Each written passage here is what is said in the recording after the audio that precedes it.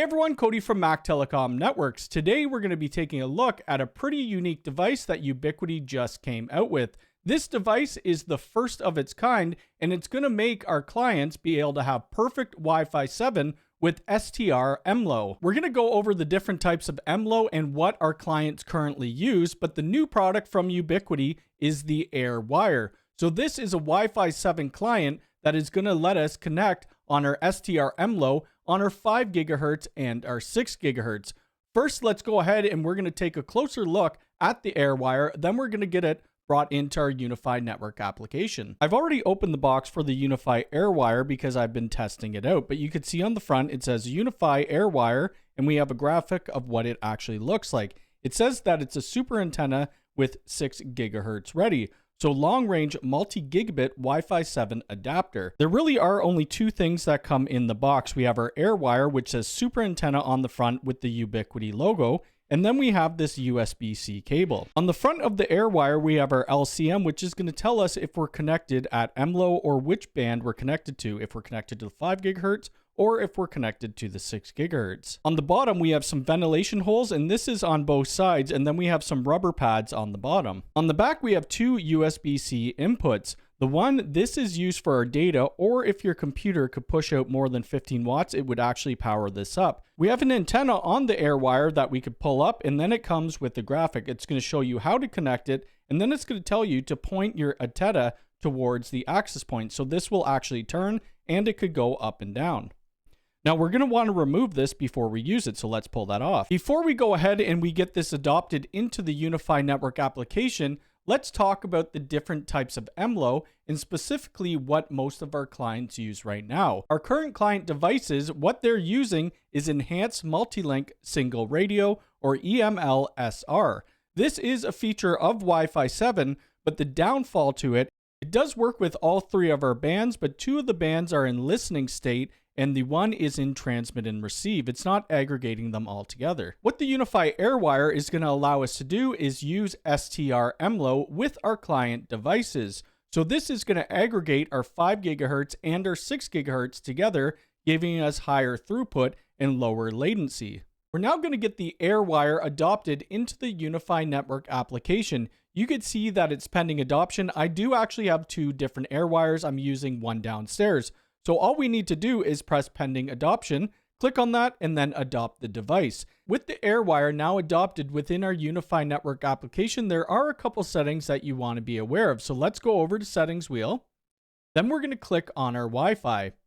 In our Wi-Fi, we're going to want to scroll down to the bottom, and this is where we see Mesh MLO STR, which currently says Labs. But going over the eye icon, it says enables multi-link operation for mesh connections when supported. So you want to have that turned on auto and not have it turned on off. Also, if you have a Wi-Fi 7 access point that is capable of doing 320 megahertz on the 6 gigahertz, I would enable that. You could see within the AirWires, on the 5 gigahertz, we're using the 80 megahertz, and then on the 6 gigahertz, we're using the 320 megahertz. Clicking over on our AirWire, there's a couple things that we could do here. So we could see our AirWire and it says Mesh MLO. It's also going to show us our connection, and this one is upstairs currently. This is 2 floors away from my E7, and it's getting minus 55 dBm, which isn't too bad. We could see that the channels that they're on and that they're on Wi-Fi 7, this is 2x2. We could also see our different connections. So we have our main port,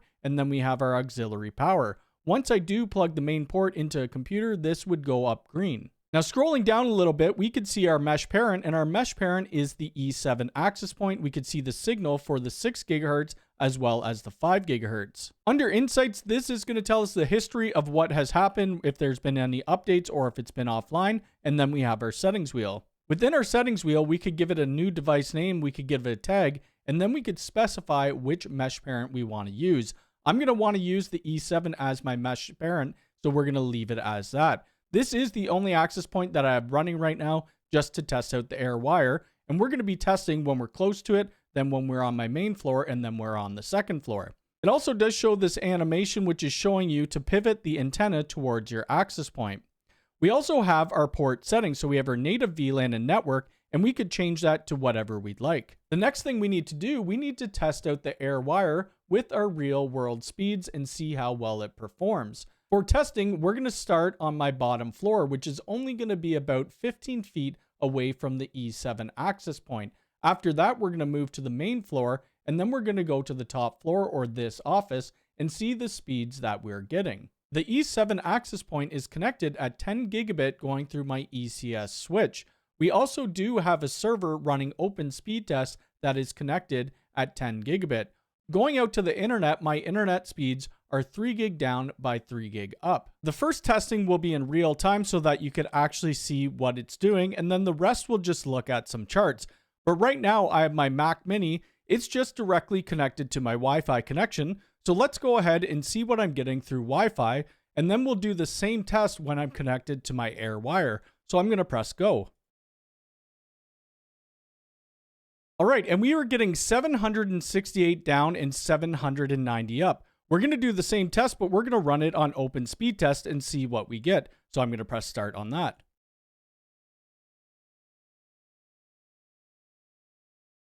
Just over our Wi-Fi built into our Mac Mini, the open speed test was getting 757 down and 853 up. Now what I'm going to do, I'm going to go downstairs and I'm going to connect the AirWire directly to this Mac Mini, and we're going to shut off the Wi-Fi on this. The AirWire is now connected to the Mac Mini, and we're going to run through those same tests. The Wi-Fi is turned off, so let's start with the speed test. And you could see the download speed is 2,547 and the upload is 1939, which is a huge improvement over just using the onboard Wi-Fi. Now let's test out with the open speed test. These were the speeds that we were getting before just with the Wi-Fi. Now we're using the AirWire. So I'm going to press and reload, and then we're going to start this test.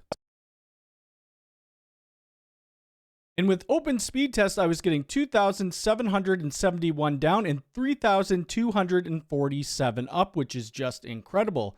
Now what I'm going to do, I'm going to take my new Mac laptop. We're going to go to each one of our floors and we're going to run through these tests, and then we'll talk about our findings in a chart form. Testing has now been completed, and I used my onboard Wi-Fi, and we're testing that against the AirWire. In the blue is the onboard Wi-Fi on the Mac, and in the red, that is for the AirWire.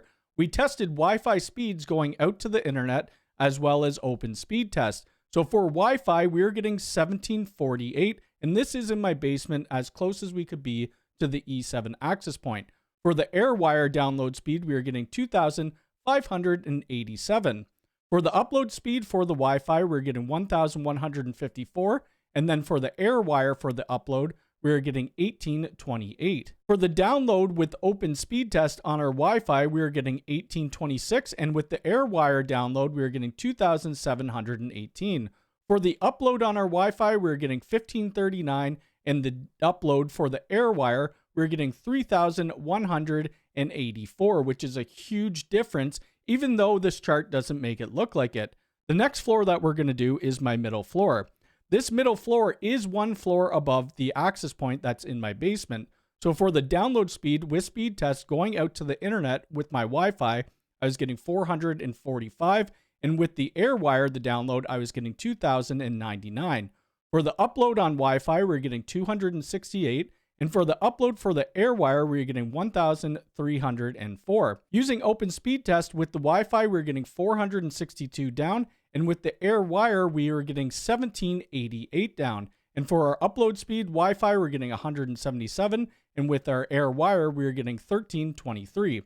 Now, the last one that we're going to look at is the upper floor, which is right here in this room. So we're going to go to the upper floor. And this one, we do see quite a big difference. So for our Wi-Fi going out to the internet, we are getting 569 down. And with the AirWire, we are getting 1963 down, which is a massive difference. That's almost 4 times the speed. For our upload with our Wi-Fi, we're getting 97. With the AirWire, we're getting 1202. Now for the open speed test for the Wi-Fi, we're getting 393 down. With the AirWire, we're getting 2016. And now the last one, which is our upload, we are getting 93 down with our Wi-Fi, and with the AirWire, we are getting 1583. So those don't lie. The AirWire is going to maximize your Wi-Fi experience compared to your onboard chipset.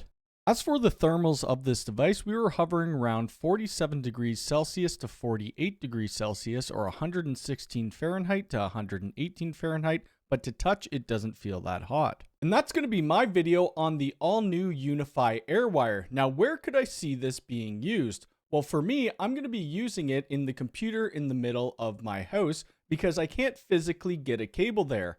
This computer, I need to do editing off my NAS, so having high throughput and low latency is really great without having to cut holes in my walls for that cabling. I do think the AirWire is a pretty niche device, but I think it's also really cool that they're able to do the STR MLO directly from it, and you could use it as a client. The price point at $199 I think is pretty decent, as if you were running a cable, it would probably cost you more than that. On the Ubiquiti website, there is a FAQ where you could go and learn more. You will need a Ubiquiti access point for this to work, and if you want to run that MLO, you're going to want to use a U7 access point or an E7 access point. They do support the older access points as well, but you're not going to get that MLO.